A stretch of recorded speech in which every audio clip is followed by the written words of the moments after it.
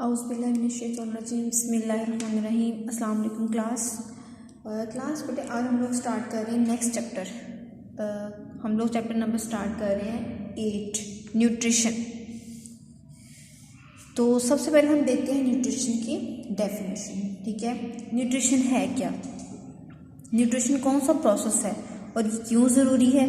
ठीक है, first of all इसकी डेफिनेशन देखते हैं कि द प्रोसेस, ये एक प्रोसेस है, इसमें हम क्या करते हैं, फूड पहले ऑब्टेन करते हैं, ठीक है, या प्रिपेयर करते हैं फूड को, फिर उस फूड प्रिपेयर की हुई या हमने बनी बनाई फूड को ऑब्टेन कर लिया, करके फिर क्या किया, उसको हमने अब्जॉर्ब किया, यानी इसको डाइजेस्ट करने के बाद अब्जॉर्ब किया, अब्जॉर्ब करने के बाद फिर उस फूड को कन्वर्ट कर दिया किस में, न्यू सब्सटेंसेस बनाने में जो हमारी बॉडी की ग्रोथ के लिए ज़रूरी होती है। हमने क्या किया इसमें, हमने असल में करना क्या है, हमारी बॉडी की ग्रोथ होनी है, ग्रोथ होने के लिए हमें न्यू सब्सटेंसेस बनानी है, हमें प्रोटीन बनाने हैं, ठीक है, बॉडी के अंदर अमाइनो एसिड्स बनने हैं, प्रोटीन्स बननी है, एंजाइम्स ने वर्क करना है, कार्बोहाइड्रेट्स बनने हैं, ये सारा कुछ क्या होना है हमारी बॉडी के अंदर, ये आना है, आके हमारी बॉडी में डाइजेस्ट होना है, डाइजेस्ट होने के बाद क्या होना है,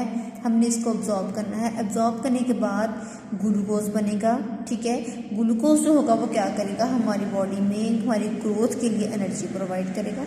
हमने असल में चाहिए हमें वो सब्सटेंसेस, एनर्जी चाहिए हमें जो किस लिए ज़रूरी है, हमारी ग्रोथ के लिए ज़रूरी है, ठीक है, हमारी ग्रोथ के लिए, हमें एनर्जी देने के लिए जो हमें सब्सटेंसेस चाहिए, हमें वो सब्सटेंसेस बनानी है। हमारी बॉडी ने सब्सटेंसेस बननी कैसे हैं, वो या तो इस तरीके से बननी है कि जो हम फूड है पहले उसको डायरेक्टली ऑब्टेन कर लें प्लांट से, जैसे फ्रूट हैं वो बनी बनाई फूड हम खा लेते हैं, या प्रिपेयर करते हैं, प्रिपेयर कैसे करने से हम लोग घर में खुद बनाते हैं खाना, प्रिपेयर किया जाता है प्रॉपर खाना जिसमें हर चीज़ हम मिनरल्स ऐड करते हैं, ठीक है, उसमें कार्बोहाइड्रेट भी शामिल होते हैं, उसमें प्रोटीन भी शामिल होते हैं, इनके सारे हमारे जो फूड के न्यूट्रिएंट्स जो हमारे लिए ज़रूरी हैं वो सारे हम उसमें ऐड करते हैं, करके हम भी खुराक तैयार करते हैं, अपने लिए फूड बनाते हैं, या बनी बनाई या हम प्रिपेयर करते हैं, उसको करके क्या करते हैं, फिर इसको खाते हैं, डाइजेस्ट करता है हमारा स्टमक, करने के बाद फिर उसको अब्जॉर्ब किया जाता है स्टमक के अंदर, स्मॉल इंटेस्टाइन में, ठीक है, करके अब्जॉर्ब, फिर उसे कन्वर्ट किया जाता है ग्लूकोज में और डिफरेंट ऐसे सब्सटेंसेस बनाने में कि जो हमारी ग्रोथ के लिए ज़रूरी है। ये हमारा प्रोसेस है जिसे हम कहते हैं न्यूट्रिशन। यानी आप कह सकते हैं कि खाने से लेके डाइजेस्ट होने तक, फिर डाइजेस्ट हुई चीज़ को ग्रोथ के लिए मज़ीद इस्तेमाल होने तक जितना भी प्रोसेस है सारा, इसको हमने क्या नाम देना है, न्यूट्रिशन का। अब न्यूट्रिशन के अंदर ऐसी कौन सी चीज़ है जिसको हम खाते हैं, उसको हम क्या नाम देंगे, उसका हम नाम देंगे न्यूट्रिएंट्स का, कि nutrients are the elements and compounds that an organism obtain and use for energy for the synthesis of new materials. कि हमने ये तो जस्ट एक प्रोसेस की बात की न्यूट्रिशन में, फिर हमने बताया कि वो कौन से सब्सटेंसेस हैं, ठीक है, जिनको हम लेके कई नई चीज़ बनाने में इस्तेमाल करेंगे, हम उसको नाम क्या देंगे, हम उनको नाम देंगे न्यूट्रिएंट्स का, ठीक है, कि न्यूट्रिएंट्स ऐसे सब्सटेंसेस, ऐसे एलिमेंट्स हैं, ऐसे कंपाउंड्स हैं जिसको हम क्या करते हैं, जिसको ऑर्गेनिज्म फूड की शक्ल में, यानी हम जो फूड खाते हैं असल में हम जो फूड है उसमें ले क्या रहे हैं चीज़, हम उसमें न्यूट्रिएंट्स ले रहे हैं जो हमारी बॉडी के लिए ज़रूरी है, जो हमारी बॉडी में ग्रोथ के लिए इस्तेमाल होने हैं। तो हम फूड जो है उसके अंदर न्यूट्रिएंट्स होते हैं, हम असल में ले न्यूट्रिएंट्स रहे होते हैं, ठीक है। तो न्यूट्रिएंट्स वो एलिमेंट्स और कंपाउंड्स हैं जिनको हम एक ऑर्गेनिज्म लेता है, लेके उसको इस्तेमाल करता है एनर्जी के लिए, फिर उससे नए मटेरियल बनते हैं, नया मटेरियल जो होता है वो किस लिए इस्तेमाल होता है, हमारी बॉडी में ग्रोथ के लिए। अब वो जो न्यूट्रिएंट्स होते हैं वो कितने टाइप्स के होते हैं, न्यूट्रिएंट्स आखिर हैं किस तरह के, क्या चीज़ें हैं ये न्यूट्रिएंट्स, दो तरह के बेटे होते हैं, एक होते हैं मैक्रो न्यूट्रिएंट्स, मैक्रो न्यूट्रिएंट्स, एक होते हैं माइक्रो न्यूट्रिएंट्स,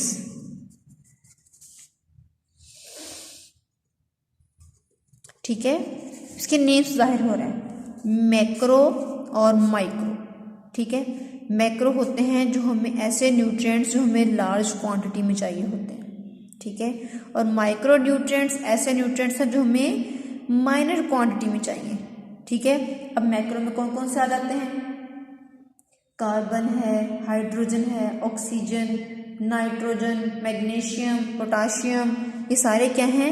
ये मैक्रोन्यूट्रिएंट्स हैं जो हमारी बॉडी में प्रोटीन की वगैरह और जो भी ग्लूकोज हर चीज़ जो बनती है इस सब में इस्तेमाल हो रहे हैं। कार्बन, ऑक्सीजन, हाइड्रोजन, पोटाशियम, ठीक है। सारे जो माइक्रोन्यूट्रिएंट्स होते हैं ये बहुत कम अमाउंट में चाहिए होते हैं बॉडी के अंदर, लेकिन अगर इनकी कमी हो जाए तो ग्रोथ प्रॉपर नहीं होती।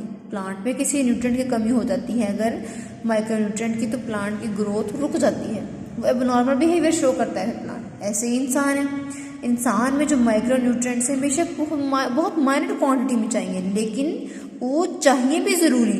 अगर नहीं होंगे तो फिर क्या होगा? हमारी ग्रोथ रुक सकती है, ठीक है। तो बेटे हम लोगों ने जो आज इनको देखना है कि हमारी जो फूड, आज हम जो टॉपिक स्टार्ट करना, हमने ये टॉपिक स्टार्ट करना है कि जो हमारी फूड है, हाँ जी, जो हमारी फूड है उसमें क्या है कि उसमें कौन कौन से कंपोनेंट शामिल होते हैं, ठीक है। कि जो हम न्यूट्रिशन हम जो प्रोसेस करते हैं, हमारी बॉडी करती है वो लेने के लिए, न्यूट्रिएंट्स लेने के लिए हम न्यूट्रिएंट्स लेते किस किस शक्ल में, ठीक है।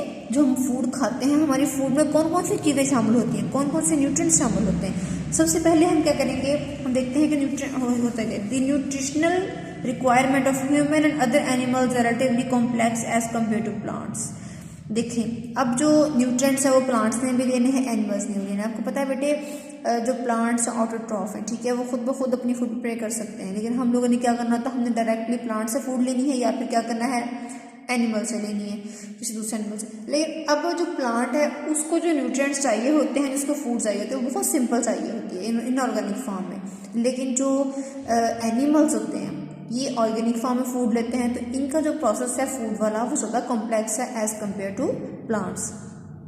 देखिए, अब एनिमल्स को क्या चाहिए न्यूट्रिएंट्स में, ठीक है, वो कार्बोहाइड्रेट यूज़ करते हैं, लिपिड चाहिए उनको, न्यूक्लिक एसिड चाहिए, प्रोटीन्स चाहिए, मिनरल्स, वाइटामिन्स, ठीक है, ये सारा कुछ।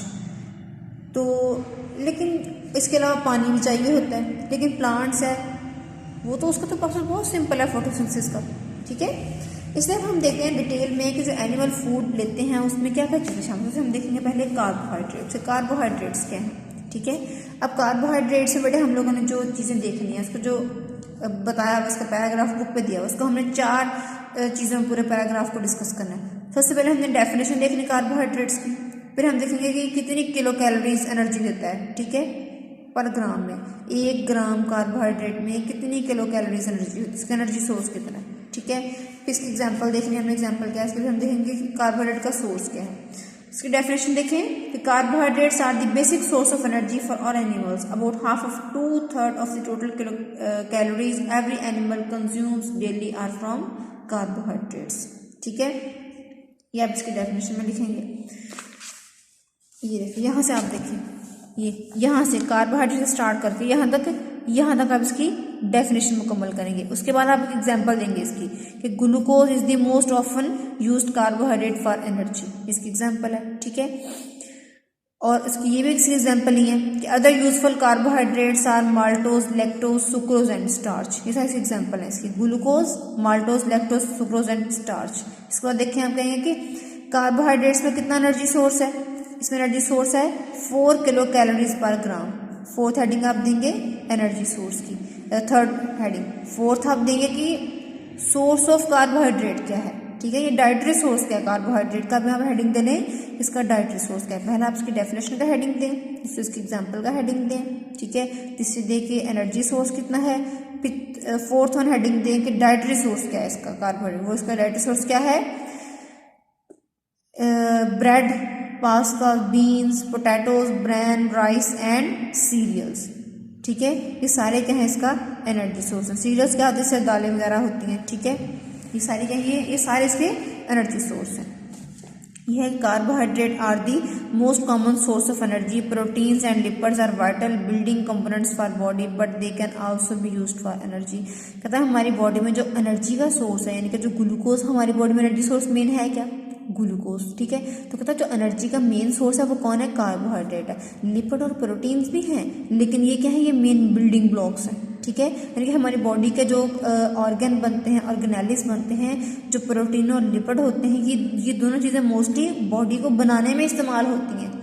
एनर्जी में भी इस्तेमाल होते हैं, लेकिन ज़्यादा किस में इस्तेमाल होते हैं, बिल्डिंग ब्लॉक्स, यानी कि हमारी बॉडी में जो बनते हैं ऑर्गेनेल्स बनते हैं, ठीक है, ऑर्गन्स बनते हैं, वहाँ ये इस्तेमाल होती हैं प्रोटीन्स और लिपिड। लेकिन जो कार्बोहाइड्रेट है ये मोस्ट इस्तेमाल होता है ग्लूकोज बनाने में। तो ग्लूकोज जो होता है वो क्या है, वो हम एनर्जी सोर्स पे यूज़ करते हैं। नेक्स्ट हमारे पास टॉपिक आ जाता है लिपिड कि लिपिड क्या है, इसको भी आपने ऐसे करना है। बस में हम देखेंगे लिपिड होता क्या है, उसकी डेफिनेशन देखें। स्टार्ट पर डेफिनेशन की हेडिंग दे लें कि the lipid present in food are composed of fatty acids bond to glycerol, यानी फैटी एसिड और ग्लिसरॉल दोनों जब बॉन्ड करते हैं तो फिर क्या बनता है, लिपिड बनता है, ठीक है। The fatty acids of lipid may be saturated और अनसैचुरेटेड। आगे ये दो चीज़ें होती हैं इसमें, फैटी एसिड और ग्लिसरॉल दोनों के मिलने से क्या बनता है, लिपिड बनता है, ठीक है। फिर आगे हम देख रहे हैं कि जो इसमें फैटी एसिड है ये वाला हिस्सा जो है इसके दो टाइप्स हैं। अगर आप देखेंगे टाइप्स ऑफ फैटी एसिड्स, ठीक है, यहाँ पे टाइप्स ऑफ फैटी एसिड की हेडिंग दे, दो टाइप्स हैं इसकी, कौन सी, सैचुरेटेड फैटी एसिड्स और अनसैचुरेटेड फैटी एसिड्स, दो इसकी टाइप्स आ गई। अब यहाँ पे टाइप्स की हेडिंग ले लें, ठीक है। पहले क्या आपने हेडिंग की इसकी डेफिनेशन की, फिर types of fatty acids, okay. अब टाइप्स ऑफ फैटी एसिड्स में क्या आ गया, दो आ गए, एक आ गया है सैचुरेटेड, ठीक है, ओके, एक है अनसैचुरेटेड। अब सैचुरेटेड कौन होते हैं, जो रूम टेम्परेचर पे सॉलिड फॉर्म में होते हैं, ठीक है। अब जो अनसैचुरेटेड है, जैसे आप लोग घी यूज़ करते हो घर में, वो रूम टेम्परेचर पे किस शक्ल में होता है, मोस्ट सॉलिड होता है ना, जिस तरह मक्खन वगैरह, क्योंकि उसमें ज़्यादा पार्ट जो होता है सैचुरेटेड का होता है, 70% उसमें सैचुरेटेड फैटी एसिड्स होते हैं, 30% होते हैं अनसैचुरेटेड, इसलिए वो रूम टेम्परेचर पे तकरीबन सॉलिड ही होता है। अगर ज़्यादा गर्मी हो जाए तो फिर वो मेल्ट हो सकता है, ठीक है। लेकिन जो अनसैचुरेटेड होते हैं ये रूम टेम्परेचर पे लिक्विड शक्ल में होते हैं, ठीक है, मेल्टेड फॉर्म में होते हैं। सारे ऑयल जो होते हैं, अब जो ऑयल होते हैं सारे उनमें क्या होता है, उनमें मोस्टली होता है अनसैचुरेटेड फैटी एसिड्स, ठीक है, ज़्यादातर होता है इसमें 70% से अबव होता है अनसैचुरेटेड, इसलिए वो क्या होते हैं, वो लिक्विड शक्ल में होते हैं। लेकिन जो सैचुरेटेड होता है ये रूम टेम्परेचर पे सॉलिड होता है। अच्छा, सैचुरेटेड में क्या डिफरेंस और अनसैचुरेटेड में क्या डिफरेंस, देखिए अब ये इसका मेन कंपोनेंट होता है कार्बन, ठीक है। अब कार्बन की 4 वैलेंसी होती है जिसमें पूरी करनी होती है। अब क्या करता है कार्बन, अपने सारे के सारी वैलेंसी हाइड्रोजन को अटैच करके ऐसे पूरी करता है, ठीक है, सैचुरेटेड के अंदर। लेकिन अनसैचुरेटेड में क्या होता है मोस्टली कि अगर ये फर्ज करें कार्बन है तो इनमें मोस्टली कार्बन क्या करते हैं, अगर इसने अपनी हाइड्रोजन के साथ 2 वैलेंसी पूरी कर ली है, तीसरी इस कार्बन से हो गई है, चौथी में क्या करेगा, हाइड्रोजन अटैच करने की बजाय दूसरे कार्बन के साथ डबल बॉन्ड बना लेगा, ऐसे ही है, ठीक है, इसकी वैलेंसी पूरी हो गई, ठीक है, इस तरीके से कि ये क्या करेंगे, डबल बॉन्ड इस तरह कर लेता है, यानी इसमें कार्बन का हर जो बॉन्ड है हाइड्रोजन के साथ बना हुआ है, ठीक है, सैचुरेटेड के अंदर। इसके अंदर जो अनसैचुरेटेड है उसमें क्या होता है, कार्बन मोस्टली क्या करता है, अपनी वैलेंसी पूरी करता है, किस तरह, डबल बॉन्ड बना के, ठीक है। तो ये हाइड्रोजन के साथ सारे बॉन्ड नहीं बनाता, इन दोनों में ये डिफरेंस होता है। तो ये सैचुरेटेड होते हैं, ये रूम टेम्परेचर पे क्या होते हैं, सॉलिड में होते हैं, और ये लिक्विड शक्ल में होते हैं। ये देखें जी क्या है, इसकी रीडिंग कर लेते हैं कि saturated fatty acids have all of their carbon atom bonded to hydrogen atom, यानी कि कार्बन का हर एटम किससे बॉन्ड किया होता है, हाइड्रोजन के साथ बॉन्ड किया होता है। और अनसैचुरेटेड में क्या होता है, fatty acids have some of their carbon atoms double bonded in place of a hydrogen atom, कि हाइड्रोजन की जगह क्या करते हैं, आपस में डबल बॉन्ड बना लेते हैं carbon. Generally the lipid containing saturated fatty acids are solid at room temperature, ये किसकी कैरेक्टरिस्टिक है, सैचुरेटेड की। पहले सैचुरेटेड की उन्होंने डेफिनेशन दी हुई कि वो होते क्या कैसे हैं, ये वाली, ठीक है। फिर बता दिया उन्होंने अनसैचुरेटेड की, फिर उन्हें ये बता दिया कि सैचुरेटेड जो होते हैं रूम टेम्परेचर किस तरह के होते हैं, वो होते हैं सॉलिड, ठीक है।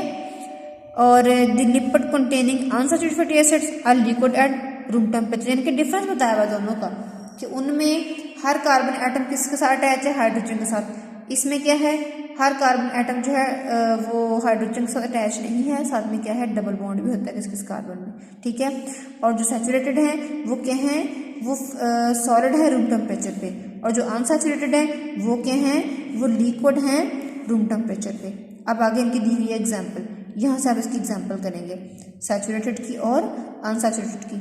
अब देखें बटर जो है ये किसकी एग्जांपल है, ये है सैचुरेटेड की, ठीक है। इसमें मोस्टली क्या होता है कि 70% सैचुरेटेड फैटी एसिड होता है इसके अंदर और 30% क्या होता है अनसैचुरेटेड, इसलिए ये मोस्टली सॉलिड ही होता है रूम टेम्परेचर पे। On the other hand sunflower oil ये किसकी एग्जांपल है, ये है अनसैचुरेटेड की, इसमें 75% अनसैचुरेटेड है। जाहिर बात इसमें ज़्यादा अनसैचुरेटेड होगा वो क्या होगा, रूम टेम्परेचर पे लिक्विड होगा, ठीक है। ये इसकी एग्जांपल में आ जाएगा। यहाँ पर आप डेफिनेशन की हेडिंग दे लें, फिर टाइप्स ऑफ फैटी एसिड्स की हेडिंग दे लें, ये तो फिर यहाँ एग्जांपल की हेडिंग दें कि ये सैचुरेटेड फैटी एसिड, इनके इन तीनों में दोनों में डिफरेंस लिखना आपने कि सैचुरेटेड में 2 बातें लिख देनी है, एक लिखनी है इनकी बॉन्डिंग के बारे में, एक लिखनी है ये कि रूम टेम्परेचर में सॉलिड है लिक्विड है। फिर सैचुरेटेड के नीचे उसकी एग्जांपल दे देनी है, अनसैचुरेटेड के नीचे उसकी एग्जांपल दे देनी है सनफ्लावर वाली। फिर बताना है कि यूजेस, यहाँ से हेडिंग दें यूजेस की कि लिपिड यूज कहाँ पे होते हैं। ये मोस्टली यूज होते हैं मेम्ब्रेन बनाने में। आपको पता है अब मेम्ब्रेन का चैप्टर नंबर 4 में टॉपिक पढ़ा था तो हमने बताया था कि लिपिड बायलेयर होते हैं, यानी कि लिपिड भी इनमें शामिल है मेम्ब्रेन के बनने में, ठीक है। तो ये वहाँ इस्तेमाल होता है। जो आपने न्यूरॉन्स पढ़े हैं उनके बाहर जो माइलिन शीट होती है वो किससे वो बनती है, वो भी लिपिड से बनती है, ठीक है। और जो सर्टेन हार्मोन्स हैं वो भी किससे बनते हैं, लिपिड से बनते हैं, ठीक है। ये आपने इसके यूजेस में लिखना है हेडिंग। कितनी हेडिंग हो गई, definition, types of fatty acids, फिर यूजेस ऑफ लिपिड्स। ये लिपिड के यूजेस हैं, ये जस्ट फैटी एसिड्स की टाइप्स थी, ठीक है। ये है लिपिड के यूजेस, ये बता देने आपने। उसके बाद बताना ये एनर्जी सोर्स कितना है। Lipid are extremely useful energy source. 1 gram of lipid contain 9 kilo calories of energy. Carbohydrate कितने थे, 4 किलो कैलोरीज एनर्जी सोर्स था 1 ग्राम के अंदर, और ये 1 ग्राम में कितना है, 9 किलो कैलोरीज एनर्जी सोर्स है इसका। यहाँ हेडिंग देने आप एनर्जी सोर्स की, ठीक है। आगे है डाइटरी सोर्स क्या है लिपिड का। Important source of lipids include milk, butter, cheese, eggs, mutton, fish, mustard seed, coconut and dry fruit. ये क्या है, इसका डाइटरी सोर्स है। ये आप इसके अंदर हेडिंग दे लें। इसको इस तरह से तरीके से आप लोगों को याद करना है, ठीक है। ये देखें, ये डेफिनेशन हो गई, टाइप्स ऑफ फैटी एसिड्स हो गई। इसमें 3 डिफरेंस आ जाएंगे इनके, ठीक है। तो उसके बाद क्या आएगा, फिर आएगा कि लिपिड के यूजेस क्या है, ठीक है। फिर उसके बाद आएगा एनर्जी सोर्स, फिर आएगा डाइटरी सोर्स। ये इसमें हेडिंग देनी है आप लोगों ने। आगे नेक्स्ट आ गया है टॉपिक प्रोटीन, ठीक है। अब ये भी पढ़ लें table. Saturated fatty acids can increase a person's cholesterol level, and increased cholesterol level may eventually result in the clogging of arteries and ultimately heart disease। कहता है कि जो सैचुरेटेड फैटी एसिड्स होते हैं आपको पता है ये रूम टेम्परेचर पे क्या होते हैं, सॉलिड होते हैं। अगर हमारी बॉडी में ये ज़्यादा हो जाए तो इससे हमारी बॉडी में क्या हो जाएगा, ब्लड के अंदर कोलेस्ट्रॉल लेवल ज़्यादा हो जाएगा, फैट लेवल ज़्यादा हो जाएगा, जिससे क्या हो जाएगा, हमारी आर्टरीज जो होती हैं उनके अंदर क्लॉटिंग भी हो सकती है, जिससे अल्टीमेटली हार्ट डिजीज भी हो सकती है। नेक्स्ट है जी प्रोटीन टॉपिक। अब प्रोटीन को देखते हैं कि प्रोटीन क्या है। इसकी डेफिनेशन क्या है कि protein are composed of amino acids. ये अमीनो एसिड से बनी होती हैं। Proteins are essential component of cytoplasm. यह इसकी जनरल बात लिखनी है हमें कि प्रोटीन्स होती क्या है, इसमें आपने बताना बस कि proteins are essential component of cytoplasm, membrane and organelles. ये भी इसकी डेफिनेशन में आ जाएगा कि proteins are essential component cytoplasm, membranes and organelles, ठीक है। They are also the major component of muscles, ligaments and tendons। इसके यूजेस में भी आ सकता है ये वाला पॉइंट जो है, ठीक है। तो हम इसको बताते हैं आगे हेडिंग की। So we use proteins for growth, ठीक है। तो बता दें ना उसने कि अगर ये इन सब चीज़ों का कंपोनेंट है प्रोटीन, तो हम इसको प्रोटीन को ग्रोथ के लिए भी यूज़ कर सकते हैं। आप ऐसा करें, इतना लिखें आप इसकी डेफिनेशन में यहाँ तक कि proteins are composed of amino acids. Proteins are essential component of cytoplasm, membranes and organelles. तो यहाँ तक लिख के फिर आप बताएं यूजेस में कि proteins are also the major component of muscles, ligaments and tendons. So we use protein for growth. यहाँ पे दे लें यूजेस की हेडिंग और दे रहे डेफिनेशन की हेडिंग, ठीक है। आगे है कि protein play role as enzyme. ये भी आ जाएगा यूजेस के अंदर ही कि एंजाइम के तौर पे भी काम करते हैं। लोग पढ़ा था ना, मैंने आपको बताया था कि जो सारे एंजाइम्स होते हैं वो क्या होते हैं, प्रोटीन इन नेचर होते हैं। सारे प्रोटीन एंजाइम नहीं होते, लेकिन सारे एंजाइम क्या होते हैं, प्रोटीन इन नेचर होते हैं। ये भी इसके आ जाएगा, यहाँ तक यूजेस आ जाएंगे। यहाँ से आएगा इसका एनर्जी सोर्स कि protein can also be used for gaining energy. 1 gram of protein contain 4 kilo calories of energy, यानी कि जितना कार्बोहाइड्रेट एनर्जी का सोर्स है उतना ही प्रोटीन हो जाता है कि 1 ग्राम अगर हम देखें प्रोटीन, उसमें कितने किलो कैलोरीज एनर्जी होगी, 4 किलो कैलोरीज एनर्जी हो जाएगी। उसके बाद आएगा डाइटरी सोर्स क्या है प्रोटीन का, यहाँ 4th हेडिंग दे दें कि प्रोटीन डाइटरी सोर्स किस किस चीज़ से हम इसको हासिल करते हैं, गोश्त में से, अंडों में से, ग्रेन्स जो अनाज है, ठीक है, लेग्यूम्स, डेयरी प्रोडक्ट जो कि दूध से जितनी भी बनी हुई चीज़ सबसे क्या होती है, प्रोटीन होती है। इसका हो गया डाइटरी सोर्स। इसमें कितनी हेडिंग्स आ गई हैं, 4 हेडिंग्स आ गई प्रोटीन के अंदर। कौन कौन सी, सबसे पहले इसकी डेफिनेशन आपने करनी है, ठीक है, यहाँ तक। फिर उसके बाद यहाँ से इसके बाद क्या बताना आपने, इसके यूजेस, ठीक है। फिर क्या बताएंगे इसमें आप कि इसका एनर्जी सोर्स कितना है, वो कितना है, 4 किलो कैलोरीज पर ग्राम है, ठीक है। फिर इसका आ जाएगा डाइटरी सोर्स। ये 4 हेडिंग इसमें आपने देनी। ये इंपॉर्टेंट कंपोनेंट्स हैं जो हमारे फूड में शामिल होते हैं, जब फूड लेते हैं उनमें ये चीज़ें शामिल होती हैं, कार्बोहाइड्रेट्स भी, लिपिड्स भी और प्रोटीन्स भी। लेकिन आपने लिखना है इसको इस तरह हेडिंग बना बना के, ठीक है। अब देखें, जो आपको पता है ना प्रोटीन अमाइनो एसिड से मिलकर बनती हैं, ये मैंने आपको बताया हुआ चैप्टर, अपने लोगों ने चैप्टर नंबर 2 में डिटेल से पढ़ा हुआ है, ठीक है। तो अब देखें ये क्या है कि इसको अपने इसी तरीके से हेडिंग बना के लिखना है। Proteins can be converted into carbohydrates, कह रहा है कि जो प्रोटीन है उसको हम कार्बोहाइड्रेट में भी कन्वर्ट कर सकते हैं। कैसे कि हम प्रोटीन को एज अ एनर्जी सोर्स भी यूज़ करते हैं। एनर्जी हम किससे लेते हैं, ग्लूकोज से लेते हैं। जो प्रोटीन्स होती हैं उसको हम एज अ एनर्जी सोर्स भी इस्तेमाल कर सकते हैं ग्लूकोज के तौर पे, ठीक है। आगे आगे के मिनरल्स क्या होते हैं, अब मिनरल्स क्या होते हैं, ठीक है। अब वो जो हमने पीछे पढ़े हैं कंपोनेंट्स, कार्बोहाइड्रेट्स, लिपिड्स और प्रोटीन, वो तो वो वाले कंपोनेंट्स जो हमारी फूड में शामिल होते हैं, ठीक है, जो हम प्लांट से ले लेते हैं, एनिमल्स में भी ले लेते हैं। लेकिन जो मिनरल्स होते हैं बेटे, ये क्या है, ये अर्थ से ओरिजिनेट होते हैं, ठीक है। ये बॉडी में खुद ब खुद नहीं बनते, अर्थ से ओरिजिनेट होते हैं, फिर हमारी फूड में शामिल होते हैं, ठीक है।